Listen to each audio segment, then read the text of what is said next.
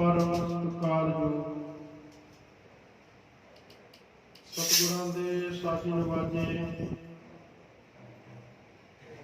गुरु प्यारे गुरु सवारे खालसा साध संगत जी बड़ भागे हाँ सत संगत दे महान तीरथ ते पहुंचे हाँ सत संगत दियां अमोलक घड़ियां प्राप्त होइयां ने। आओ सब तो पहला सतगुरां दे बख्शिश कीते फतेह सारे गज के बुलायो जी। आखो वाहिगुरू जी का खालसा वाहिगुरू जी की फतेह। बहुत ही उत्तम भाग ने जो सतगुरु सच्चे पातशाह महाराज जी ने साडे उपर तरस करके मेहर करके रहमत करके अपनी गोद दे विच बैठण दा आपां नूं सुभाग समा बख्शिया है। वो रूहां बहुत ही उत्तम भागां वालियां ने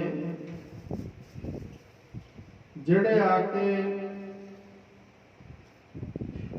सतगुरु दे दर्शन दीदार करते हैं। क्योंकि सतगुरु जी पावन पवित्र गुरबाणी दे विच बचन करते हैं। कलयुग दे विच सब तो वड्डा पुण्य ही यह है। किहड़ा पुण्य? कल मह एहो पुण्य। कल नाम कलयुग दा। कल मह एहो पुण्य गुण गोविंद गाहे। गुण उस वाहिगुरु परमात्मा दे सिलसिला करनी जिन्हां ने गुण गाए ने। सतगुरु जी पावन पवित्र बाणी विच वचन करते ने गुण गोविंद गायो नहीं जन्म अकार्थ की। जिन्हां ने उस वाहिगुरु परमात्मा दे गुण गाए उन्हां दा जन्म बेअर्थ नहीं जाता। इसे पंक्ति दा विश्राम नहीं ते ला दी। गुण गोविंद गायो नहीं। जिन्हां ने परमेश्वर वाहिगुरु दे गुण नहीं गाए जन्म अकार्थ कीन उन्होंने अपना जन्म बेअर्थ गवा दिया। इस करके प्यारिओ इस समा कलयुग दा कलयुग दे समय दे विच हरि जस करना उस वाहिगुरु परमात्मा दा सिमरन करना ओदी याद दे विच जुड़ के बैठना ते गुरमुख प्यारे इह वड्डियां भागां दी निशानी है। आओ एक धारणा पढ़ के हरि जस करके ते अपने समय को सफल बनाइए ते गुरु चरणों दे विच हाजरी लवा के मन नूं एकाग्र करके उस वाहिगुरु दा जस करना चाहिए। जस कर लो वाहिगुरु दा प्यारो मन नूं एकाग्र करके कर ले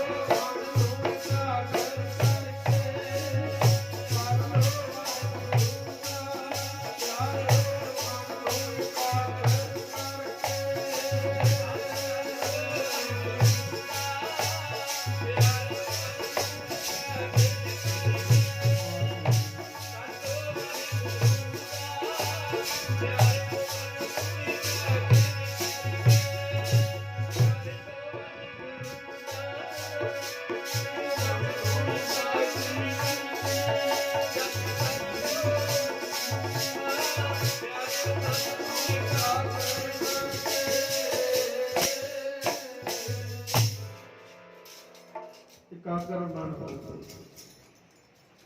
ਉਸ ਅਕਾਲ ਪੁਰਖ ਵਾਹਿਗੁਰੂ ਦੀ ਸਿਫਤ ਸਲਾਹ ਕਰ ਕੀਰਤਨ ਦੇ ਵਿੱਚ ਕਲਯੁਗ ਮਹਿ ਕੀਰਤਨ ਪ੍ਰਧਾਨਤਾ ਦਿੱਤੀ ਗਈ ਹੈ। ਕਲਯੁਗ ਦੇ ਵਿੱਚ ਕੀਰਤਨ ਗੁਰਮੁਖ ਜਪੀਐ ਲਾਏ ਧਿਆਨ ਦੇ ਨਾਲ ਪੰਕਤੀ ਸੁਣਿਓ, ਅੱਗੇ ਵੀ ਸੁਣੀ ਹੈ। ਕਲਯੁਗ ਮਹਿ ਕੀਰਤਨ ਪ੍ਰਧਾਨ ਹੈ ਕਲਯੁਗ ਦੇ ਵਿੱਚ ਕੀਰਤਨ। ਗੁਰਮੁਖ ਜਪੀਐ, ਜਿਹੜੇ ਗੁਰਮੁਖ ਜਪਦੇ ਨੇ ਨਾ, ਹਾਜ਼ਰੀ ਲਗਾਉਂਦੇ ਆ, ਰਸਨਾ ਨਾਲ ਬੋਲਦੇ ਆ ਕੀਰਤਨ ਦੇ ਵਿੱਚ, ਧਿਆਨ ਲਾ ਕੇ ਕੀਰਤਨ ਨੂੰ ਸੁਣਦੇ ਆ। ਹਰ ਕੀਰਤਨ ਸੁਣੈ ਹਰ ਕੀਰਤਨ ਗਾਵੈ, ਤਿਸ ਜਨ ਦੁਖ ਨਿਕਟ ਨਹੀਂ ਆਵੈ। ਦੁੱਖ ਨਹੀਂ ਨੇੜੇ ਆਉਂਦੇ। ਸੁਣਿਓ ਧਿਆਨ ਨਾਲ। ਕਲਯੁਗ ਦੇ ਵਿੱਚ ਜਿਹੜੇ ਕੀਰਤਨ ਸੁਣਦੇ ਨੇ ਨਾ ਧਿਆਨ ਲਾ ਕੇ, ਕਲਯੁਗ ਮਹਿ ਕੀਰਤਨ ਪ੍ਰਧਾਨਾ ਗੁਰਮੁਖ ਜਪੀਐ ਲਾਏ ਧਿਆਨਾ। ਜਿਹੜੇ ਧਿਆਨ ਲਾ ਕੇ ਸੁਣਦੇ ਨੇ, ਤਿੰਨ ਕੰਮ ਹੁੰਦੇ ਆ ਉਹਨਾਂ ਦੇ। ਅਗਲੇ ਪੰਕਤੀ ਵਿੱਚ ਦੱਸਦਾ ਆਪ ਤਰੈ, ਪਹਿਲਾ ਕੰਮ ਉਹ ਆਪ ਤਰ ਜਾਂਦਾ। ਜਿਹੜੇ ਕੀਰਤਨ ਨੂੰ ਸੁਣਦੇ ਆਪ ਤਰੈ। ਦੂਜਾ ਨੰਬਰ ਸਗਲੇ ਗੁਣ ਤਾਰੈ। ਜੇ ਕਿਤੇ ਧਿਆਨ ਲਾ ਕੇ ਕੀਰਤਨ ਸੁਣ ਲਿਆ, ਆਪ ਤਾਂ ਤਰਨਾ ਹੀ ਆ, ਆਪਣੀਆਂ ਕੁਲਾਂ ਨੂੰ ਵੀ ਤਾਰ ਲੈਂਦਾ। ਕੋ ਸਤਨਾਮ ਕੁਲਾਂ ਨੂੰ ਆਪ ਤਰੈ, ਸਗਲੇ ਕੁਲ ਤਾਰੈ। ਤੀਜੀ ਗੱਲ ਹਰ ਦਰਗ ਹੈ ਪਤ ਸਿਉ ਜਾਏ। ਫਿਰ ਦਰਗਾਹ ਦੇ ਵਿੱਚ ਉਸ ਵਾਹਿਗੁਰੂ ਪ੍ਰਮਾਤਮਾ ਪਰਮੇਸ਼ਰ ਵਾਹਿਗੁਰੂ ਦੇ ਦਰ ਤੇ ਪ੍ਰਵਾਨ ਹੋ ਜਾਂਦਾ ਹੈ। ਮਾਨ ਇੱਜ਼ਤ ਮਿਲਦਾ ਹੈ। ਹਰ ਦਰਗ ਹੈ ਪਤ ਸਿਉ ਜਾਏਗਾ। ਉਹ ਪੱਤ ਢੱਕਦਾ ਹੈ ਪਰਮੇਸ਼ਰ ਪ੍ਰਮਾਤਮਾ ਆਪਣੇ ਪਿਆਰਿਆਂ ਦੀ।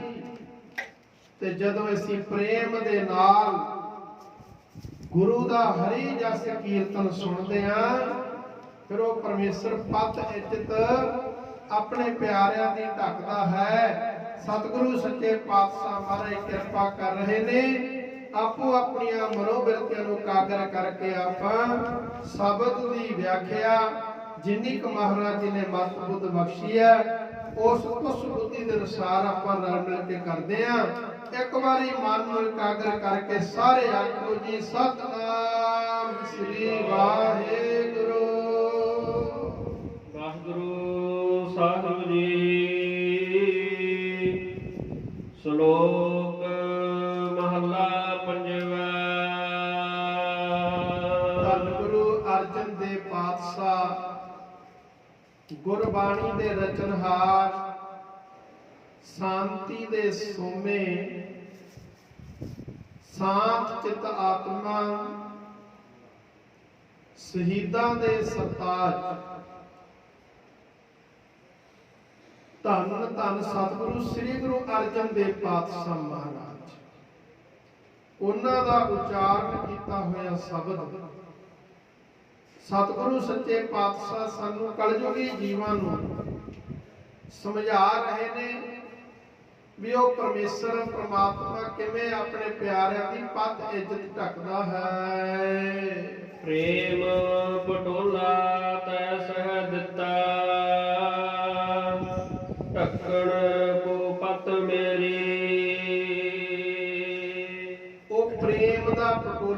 ਬਖਸ਼ਿਸ਼ ਕਰਦਾ ਹੈ ਪਰਮੇਸ਼ਰ।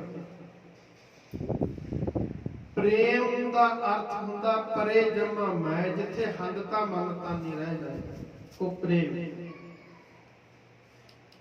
ਪਟੋਲਾ ਜਿਹੜਾ ਸ਼ਬਦ ਹੈ ਇਹ ਵਿਦਵਾਨਾਂ ਨੇ ਸੰਸਕ੍ਰਿਤ ਭਾਸ਼ਾ ਦਾ ਦੱਸਿਆ। ਪਟੋਲਾ ਸ਼ਬਦ ਇੱਕ ਲਾਲ ਰੰਗ ਦਾ ਬੜਾ ਸੁੰਦਰ ਰੇਸ਼ਮੀ ਕੱਪੜਾ, ਬੜਾ ਸੁੰਦਰ ਕੱਪੜਾ ਹੋਵੇ ਤੇ ਉਹਨੂੰ ਕਹਿੰਦੇ ਨੇ ਪਟੋਲਾ। ਪਿਛਲੇ ਸਮਿਆਂ ਦੇ ਵਿੱਚ ਗੁਜਰਾਤ ਦੇ ਵਿੱਚ ਬਣਦਾ ਸੀ। ਸਿੰਘ ਸਾਹਿਬ ਗਿਆਨੀ ਮਲ ਸਿੰਘ ਜੀ ਨੇ ਲਿਖੀ ਆਪਣੇ ਸ੍ਰੀ ਮੁਖਵਾਕ ਪ੍ਰਕਾਸ਼ ਪੋਥੀ ਪਹਿਲੀ ਭਾਗ ਵਿੱਚ। ਤੇ ਗੁਰਮੁਖ ਪਿਆਰਿਓ, ਇਹ ਜਿਹੜਾ ਪ੍ਰੇਮ ਦਾ ਪਟੋਲਾ ਪ੍ਰਮਾਤਮਾ ਵੱਲੋਂ ਬਖਸ਼ਿਆ ਜਾਂਦਾ, ਉਹ ਪਰਮੇਸ਼ਰ ਬਖਸ਼ਿਸ਼ ਕਰਦਾ ਕਿਸ ਵਾਸਤੇ? ਸਾਡੀ ਪਤ ਆਬਰੋ ਇੱਜ਼ਤ ਨੂੰ ਢੱਕ ਦਿੰਦਾ। ਕਿਉਂਕਿ ਅਸੀਂ ਪਤਾ ਨਹੀਂ ਗੁਰਮੁਖ ਪਿਆਰਿਓ ਕਿੰਨੇ ਕੁ ਗੁਨਾਹ ਕਰਦੇ ਹਾਂ, ਕਿੰਨੇ ਕੁ ਪਾਪ ਕਰਦੇ ਹਾਂ। ਤੇ ਗੁਰਮੁਖ ਪਿਆਰਿਓ, ਜੇ ਕਿਤੇ ਅਸੀਂ ਗੁਰੂ ਦੀ ਸ਼ਰਨ ਦੇ ਵਿੱਚ ਆ ਜਾਈਏ ਨਾ, ਇਹ ਸਤਿਗੁਰੂ ਐਸਾ ਹੈ, ਮਹਾਰਾਜ ਕਹਿੰਦੇ ਨੇ ਨਿਰਵੈਰ ਪੁਰਖ ਸਤਿਗੁਰ ਪ੍ਰਭ ਦਾਤੇ, ਹਮ ਅਪਰਾਧੀ ਤੁਮ ਬਖਸ਼ਾਤੇ, ਜਿਸ ਪਾਪੀ ਕੋ ਮਿਲੈ ਨਾ ਢੋਈ, ਸ਼ਰਨ ਆਵੇ ਤਾਂ ਨਿਰਮਲ ਹੋਈ। ਜੇ ਗੁਰੂ ਦੀ ਸ਼ਰਨ ਵਿੱਚ ਆ ਜਾ, ਫਿਰ ਗੁਰੂ ਉਹਦੇ ਉੱਪਰ ਪ੍ਰੇਮ ਦਾ ਪਟੋਲਾ ਬਖਸ਼ਿਸ਼ ਕਰਦਾ, ਪ੍ਰੇਮ ਦਾ ਪਟੋਲਾ ਦਿੰਦਾ ਉਹਨੂੰ। ਜਦੋਂ ਪ੍ਰੇਮ ਦਾ ਪਟੋਲਾ ਬਖਸ਼ਿਸ਼ ਕਰਦਾ ਤਾਂ ਗੁਰਮੁਖ ਪਿਆਰਿਓ, ਫਿਰ ਇੱਜ਼ਤ ਉਹ ਵਾਹਿਗੁਰੂ ਪਰਮਾਤਮਾ ਢੱਕ ਦਿੰਦਾ ਹੈ। ਤੇ ਜੇ ਕਿਤੇ ਸਾਨੂੰ ਪ੍ਰੇਮ ਕਰਨਾ ਆ ਜਾਵੇ, ਤੇ ਜਿਨ੍ਹਾਂ ਜਿਨ੍ਹਾਂ ਨੇ ਪ੍ਰੇਮ ਕੀਤਾ ਪਰਮਾਤਮਾ ਨੂੰ, ਪਰਮੇਸ਼ਰ ਵਾਹਿਗੁਰੂ, ਸੱਚਾ ਪਿਆਰ, ਸੱਚਾ ਪ੍ਰੇਮ, ਸੱਚੇ ਆਸਕ ਬਣੀਏ, ਝੂਠੇ ਆਸਕ ਨਾ ਬਣੀਏ। ਸੱਚ ਦੇ ਆਸਕ ਬਣੀਏ, ਸੱਚੇ ਪ੍ਰੇਮੀ ਬਣੀਏ। 9 ਨਿਸ਼ਾਨੀਆਂ ਆਸਕ ਦੀਆਂ, ਪ੍ਰੇਮੀ ਦੀਆਂ ਦੱਸੀਆਂ ਨੇ। 9 ਨਿਸ਼ਾਨੀਆਂ ਆਸਕਾਰਾ ਨਾਮ ਨਿਸ਼ਾਨੀ ਹੈ ਪਿਸਰ, ਕਹਿੰਦੇ 9 ਨਿਸ਼ਾਨੀਆਂ ਨੇ। ਆਹ ਸਰਦੋ ਠੰਡੇ ਹੌਕੇ ਆਉਣੇ, ਰੰਗ ਜਰਦੋ ਰੰਗ ਪੀਲਾ ਪੈ ਜਾਣਾ, ਇਹ ਆਸਕ ਦੀ, ਪ੍ਰੇਮੀ ਦੀ ਨਿਸ਼ਾਨੀ। 9 ਨਿਸ਼ਾਨੀਆਂ ਨੇ। ਆਹ ਸਰਦੋ ਰੰਗ ਜਰਦੋ ਚਸ਼ਮ ਤਰ, ਅੱਖਾਂ ਦੇ ਵਿੱਚੋਂ ਹੰਝੂ ਆਉਣੇ। ख्वाबस हराम, नींद घट जाना। आ सरदो रंग जरदो चश्म तर, ख्वाबस हराम, काम गुफ्त नूं घट बोलना, काम खुर्द नूं घट खाना, बेकरारी, इंतजारी, दस्त सर, प्यारे दी उडीक दे विच रहना, अपने गोडियां दे विच सिर दे के बैठ जाना, ये निशानियां ने। दस्त सर, 9 निशानियां प्यार दियां, प्यारे दियां, प्रेमी दियां दसियां। पर जिन्हें गुरमुख प्यारे सच्चा प्यार, सच्चा प्रेम कीता है, ते कलगीधर पातशाह महाराज कहते ने, तू प्रेम सच्चा करके देख, कहते ओने रब नूं प्राप्त कर लिया है। कलगीधर पातशाह जी नूं कहना पै गया, महाराज कहते सच कहो, कहते मैं सच कहना, सच कहो, कहते मैं सच कहना। की कहना? जिन प्रेम कियो तिन ही प्रभ पायो, पढ़ो प्यार नाल, तिन ही प्रभ पायो जी, जिन प्रेमा किया तिन ही सब पायो जी। जिन प्रेमा किया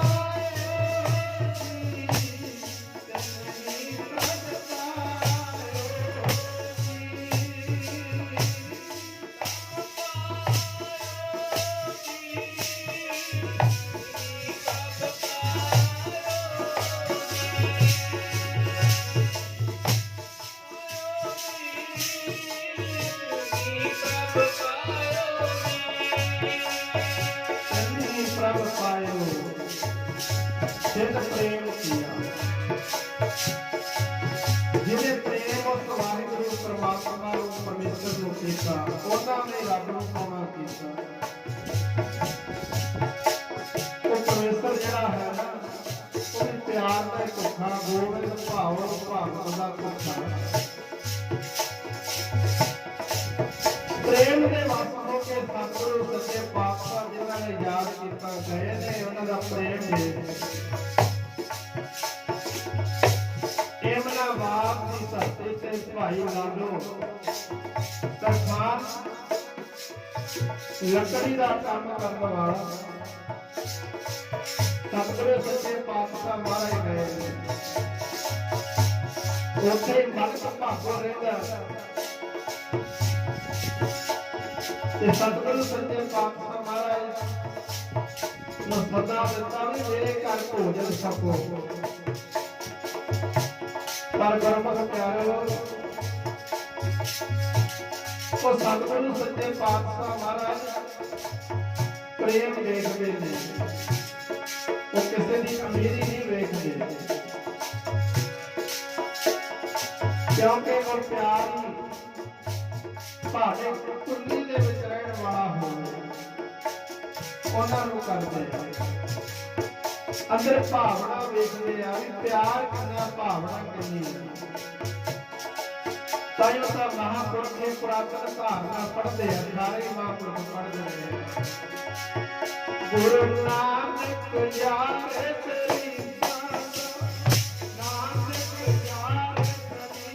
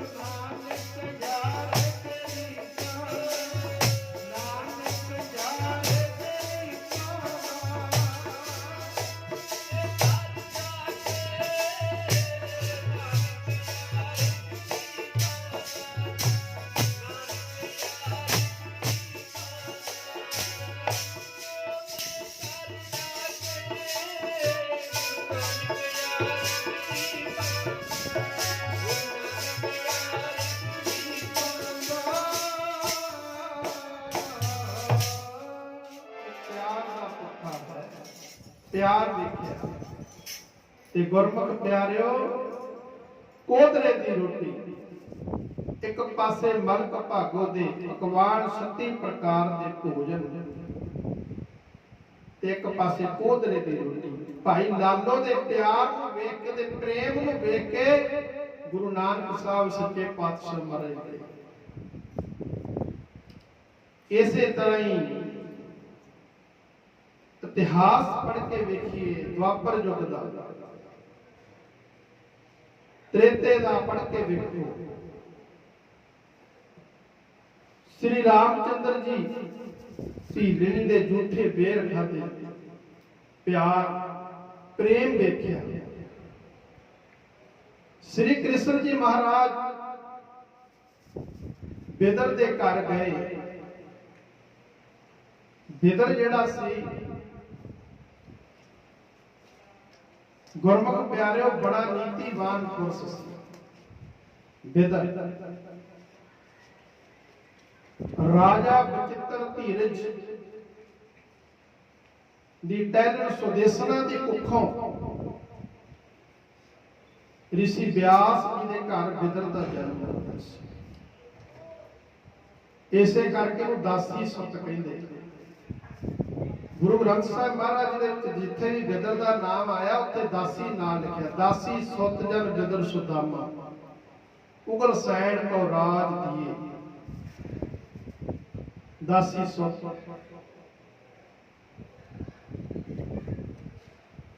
ਕ੍ਰਿਸ਼ਨ ਜੀ ਦੇ ਨਾਲ ਬੜਾ ਪਿਆਰ ਸੀ ਇਹਨਾਂ ਦਾ, ਬਿਦਰ ਜੀ ਦਾ। ਉਹਨਾਂ ਨੂੰ ਪ੍ਰੇਮ ਕਰਦੇ ਸਨ, ਪਿਆਰ ਕਰਦੇ ਸਨ। ਤੇ ਗੁਰਮੁਖ ਪਿਆਰਿਓ, ਬਿਦਰ ਜੀ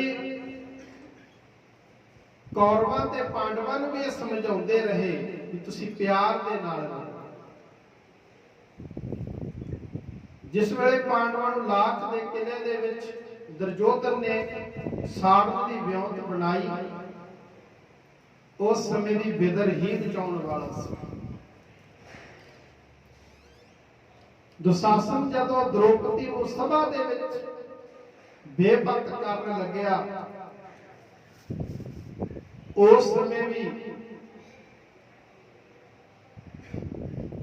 ਉਹਦੇ ਵਿਰੁੱਧ ਆਵਾਜ਼ ਉਠਾਉਣ ਵਾਲੇ ਬਿਦਰ ਜੀ ਸਨ। ਤੇ ਕ੍ਰਿਸ਼ਨ ਜੀ ਦੇ ਨਾਲ ਉਹਨਾਂ ਦਾ ਬੜਾ ਪਿਆਰ ਸੀ। ਤੇ ਗੁਰਮੁਖ ਪਿਆਰਿਓ,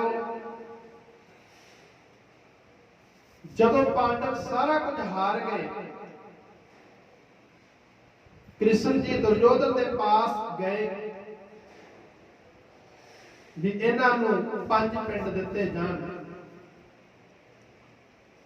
ਉਸ ਸਮੇਂ ਕਹਿੰਦੇ ਸਭਾ ਦੇ ਵਿੱਚੋਂ ਦੁਰਯੋਧਨ ਉੱਠ ਕੇ ਚਲਿਆ ਗਿਆ। ਸਮਝ ਗਿਆ ਸੀ ਵੀ ਮੈਨੂੰ ਕ੍ਰਿਸ਼ਨ ਜੀ ਇਹ ਕੰਮ ਕਹਿਣ। ਪਰ ਗੁਰਮੁਖ ਪਿਆਰਿਓ, ਇਸ ਗੱਲ ਨੂੰ ਕ੍ਰਿਸ਼ਨ ਜੀ ਵੀ ਸਮਝਦੇ ਸਨ। ਸਮਾਂ ਇੱਕ ਐਸਾ ਆਇਆ, ਸ੍ਰੀ ਕ੍ਰਿਸ਼ਨ ਜੀ ਮਹਾਰਾਜ ਬਿਦਰ ਦਾ ਪਿਆਰ ਤੇ ਪ੍ਰੇਮ ਵੇਖ ਕੇ ਇੱਕ ਵਾਰ ਜਦੋਂ ਗਏ ਤੇ ਬਿਦਰ ਦੇ ਘਰ ਚਲੇ ਗਏ।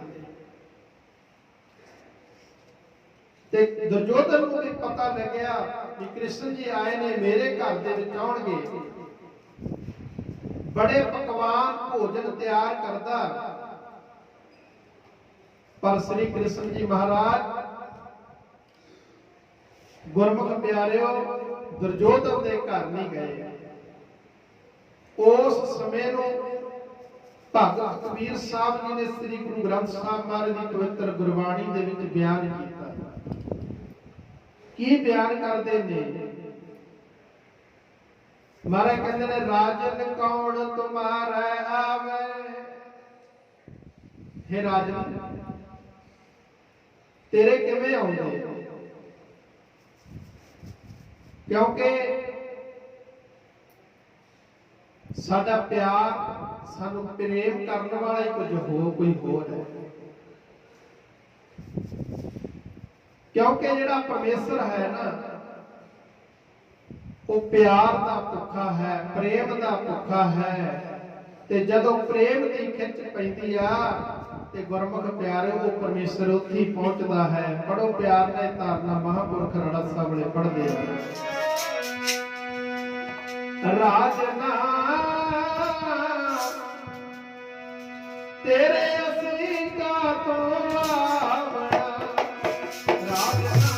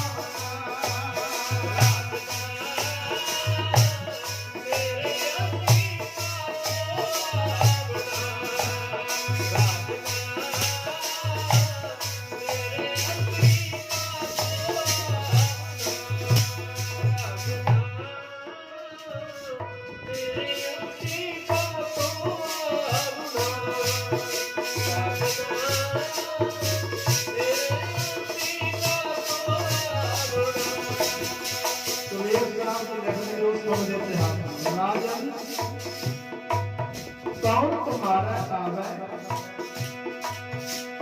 ऐसे भावन गुजर को देखे हो, ओह गरीब मोहे भावे। कहते ओदा प्यार देख के ओदे प्रेम ने खिंचे ऐसे साथी कितना गुजरते प्रेम ने सी पाया, तेरे कने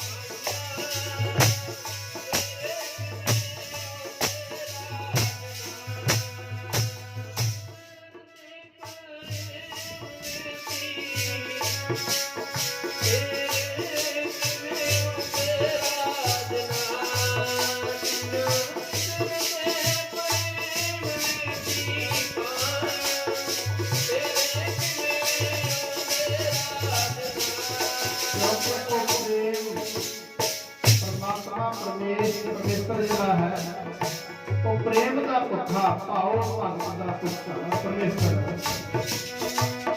वो होर किसी तरीके दे नाल वस नहीं हुंदा ना तुम्हारा वस बहुत कहना बने बहुत कहने पाउण दे नाल वस नहीं हुंदा ना तो आवे बस वेद पढ़ावने कोई कहना वेद का ज्ञाता वाले वेद पढ़ ले बड़ा ज्ञान है ਉਹਦੇ ਨਾਲ ਵੀ ਰੱਬ ਦੱਸਦਾ ना तो आवे बस धरती ढाई है कोई कहे मैं बहुता दुनिया ते घूम आया नहीं रब बस ना तो आवे बस तीर्थ नहाई है ना तीर्थां ते नहाउण दे नाल बस चलदा है परमेश्वर परमात्मा ना तो आवे बस बहुता दान दे ओ बस दान बहुता तक नहीं बहुते दान करने नाल बस में नहीं आਉਂਦਾ ना तो आवे बस किते सियाणप है जे कहना बड़ा सियाणा भी मेरे वालियां गल्लां नहीं किसी ਨੂੰ ਕਰਨੀਆਂ ਸਹਿ ਸਿਆਣਪਾ ਲੱਖ ਪਤਾ ਕਿਹੜਾ ਗੱਲਾਂ ਨਾਲ ਇੱਕ ਵੀ ਨਾਲ ਨਹੀਂ ਚੱਲਦੀ ਬੜੀਆਂ ਸਿਆਣਪਾਂ ਵਾਲੇ ਚਲੇ ਗਏ ਦੁਨੀਆ ਉਹਦੇ ਵਾਸਤਾ ਨਾ ਤੂੰ ਆਵੇ ਵਾਸਤੇ ਆਗਮਾ ਅਬੋਤੇ ਦਾ तो भगता के वास्ते भगता तान तेरा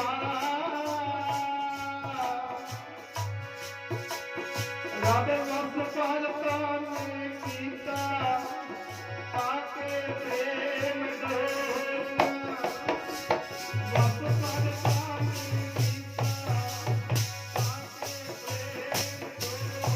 ताके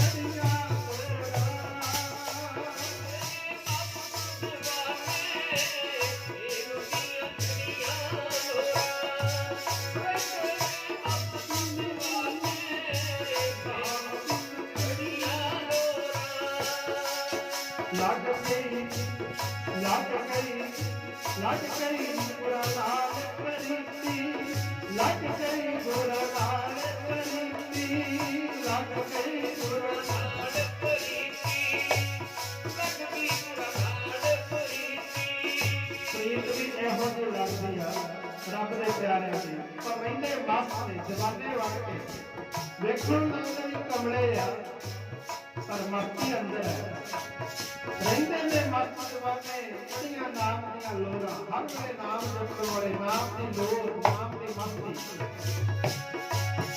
ਲੱਗ ਗਈ ਬੜਾ ਨਾਲ ਪ੍ਰੀਤੇ ਪਰ ਪ੍ਰੀਤੇ ਵੀ ਕਿਹੋ ਜਿਹੀ ਲੱਗਦੀ ਆ ਪ੍ਰੀਤ ਕਿਉਂ ਚੰਦ ਚਕੋਰਾ ਪ੍ਰੀਤ ਕਿਉਂ ਚੰਦ ਚਕੋਰਾ ਪ੍ਰੀਤ ਕਿਉਂ ਚੰਦ ਚਕੋਰਾ ਪ੍ਰੀਤ ਕਿਉਂ ਚੰਦ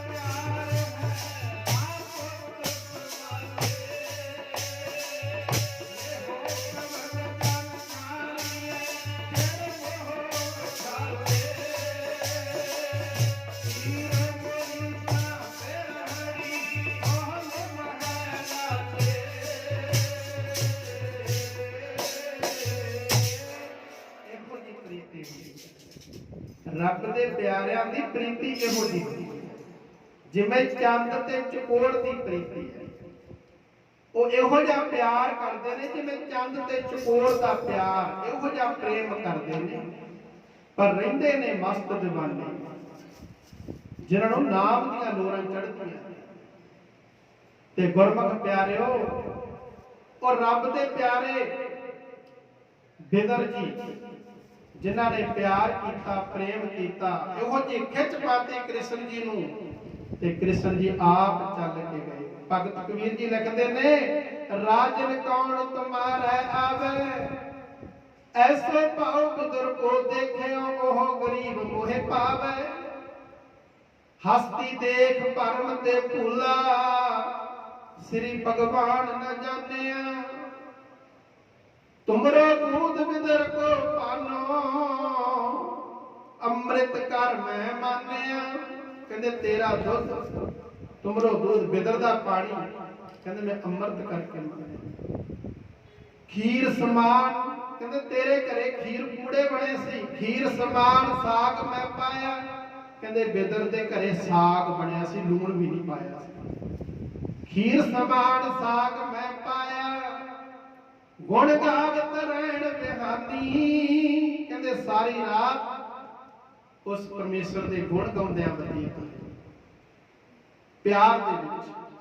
ਗੁਣ ਗਾਵਤ ਰਹਿਣ ਬਿਹਾਨੀ, ਕਬੀਰ ਕੋਠਾ ਕੁਰ ਅਣਦ ਵਿਲੋਦੀ। ਜਾਤ ਨਾ ਕਾਹੂ ਕੀ ਮਾਨੀ, ਉਹ ਇਹ ਨਹੀਂ ਵੇਖਦਾ ਵੀ ਕਿਹੜੀ ਜਾਤ ਕੀ ਹੈ। ਪਰਮੇਸ਼ਰ ਪ੍ਰੇਮ ਦਾ ਭੁੱਖਾ ਹੈ, ਤੇ ਉਹਨੂੰ ਕੋਈ ਪਿਆਰ ਪ੍ਰੇਮ ਕਰਕੇ ਵੇਖੇ। ਤੇ ਗੁਰਮੁਖ ਪਿਆਰਿਓ, ਉਹ ਰੱਬ ਆਪਣੇ ਪਿਆਰਿਆਂ ਦੀ ਇੱਜ਼ਤ ਪੱਤ ਉਹ ਫਿਰ ਪ੍ਰੇਮ ਦਾ ਪਟੋਲਾ ਦੇ ਕੇ ਢੱਕ ਦਿੰਦਾ ਹੈ।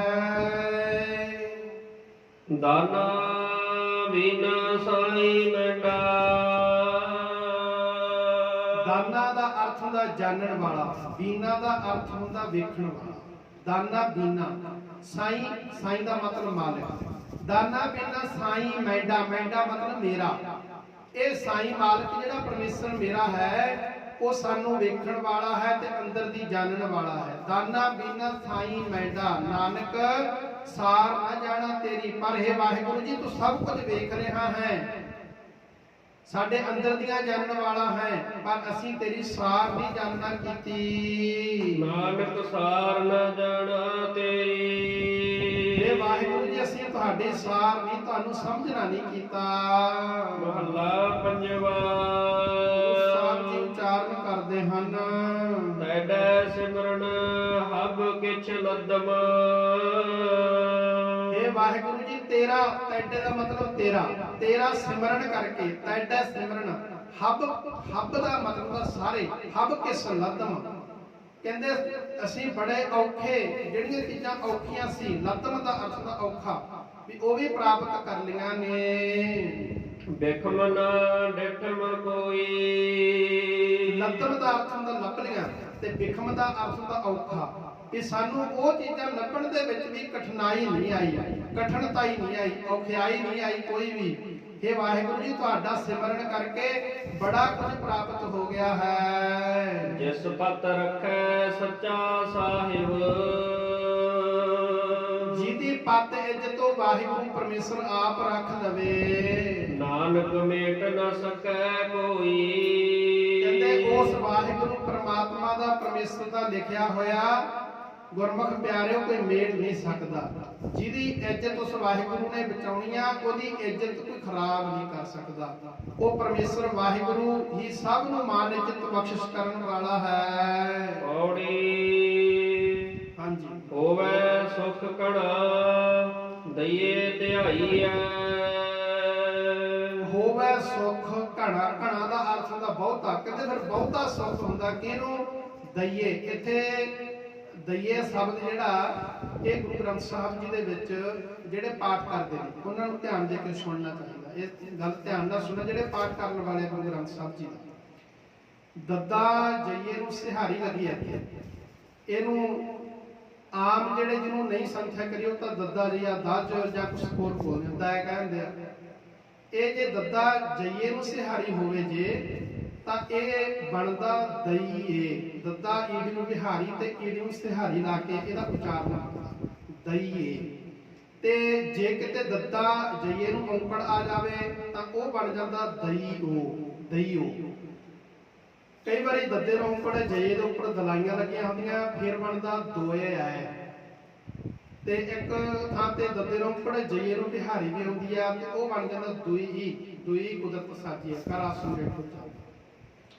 ਇੱਕ ਦੱਦਾ ਜਈਏ ਨੂੰ ਔਂਕੜ ਹੁੰਦਾ ਉਹ ਦਈਓ ਹੁੰਦਾ। ਇੱਕ ਦੱਦਾ ਜਈਆ ਇਹ ਮੁਕਤੇ ਹੁੰਦੇ ਨੇ, ਇੱਥੇ ਦਲਾਈਆਂ ਲੱਗ ਜਾਂਦੀਆਂ ਜਈਏ ਦੀਆਂ। ਦੱਦਾ ਜਈਆ ਜੇ ਹੋਵੇ ਤਾਂ ਦਾ।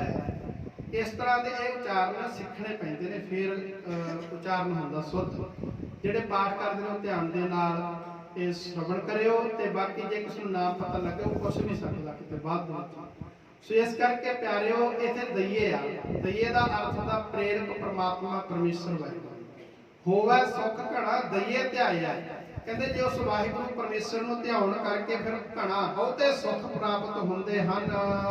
ਵੰਜੈ ਰੋਗਾ ਕਾਣ ਹਰ ਗੁਣ ਗਾਇਐ। ਪਰਮੇਸ਼ਰ ਵਾਹਿਗੁਰੂ ਦੇ ਗੁਣ ਗਾਉਣ ਕਰਕੇ ਰੋਗਾਂ ਦਾ ਘਾਣ ਬਹੁਤੇ ਰੋਗ ਖਤਮ ਹੋ ਜਾਂਦੇ ਹਨ ਜੀ। ਅੰਦਰ ਵਰਤੈ ਠਾਂਡ ਪ੍ਰਭ ਚਿਤ ਆਇਆ।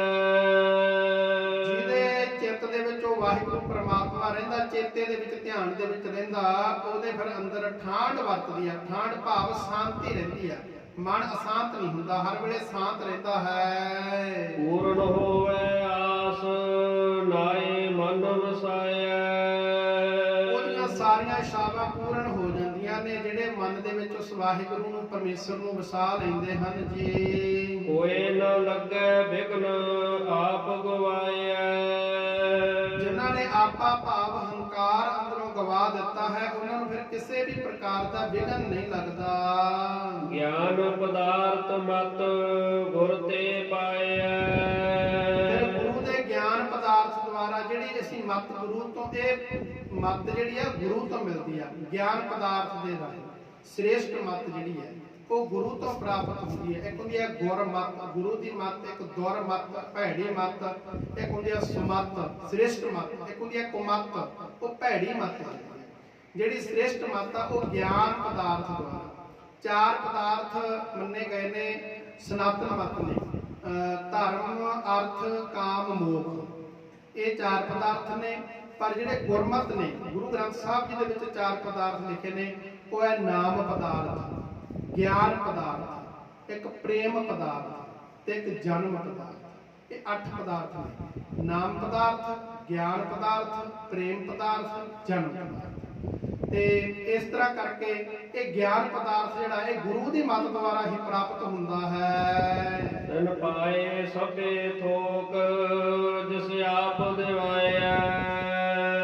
ਉਹ ਜਿਹਦੇ ਤੇ ਕਿਰਪਾ ਕਰਦਾ ਪਰਮੇਸ਼ਰ ਵਾਹਿਗੁਰੂ ਆਪ ਹੀ ਦਿਵਾਉਂਦਾ। ਸਭੇ ਥੋਕ ਦਾ ਮਤਲਬ ਇੱਥੇ ਥੋਕ ਦਾ ਅਰਥ ਕਰਦੀ ਆਪਾਂ ਪਦਾਰਥ, ਵੀ ਉਹਨੂੰ ਸਾਰੇ ਪਦਾਰਥ ਹੀ ਪਰਮੇਸ਼ਰ ਆਪ ਬਖਸ਼ਿਸ਼ ਕਰ ਦਿੰਦਾ ਹੈ। ਤੂੰ ਸਭਨਾ ਕਾ ਖਸਮ ਸਭ ਤੇਰੀ ਛਾਇਆ।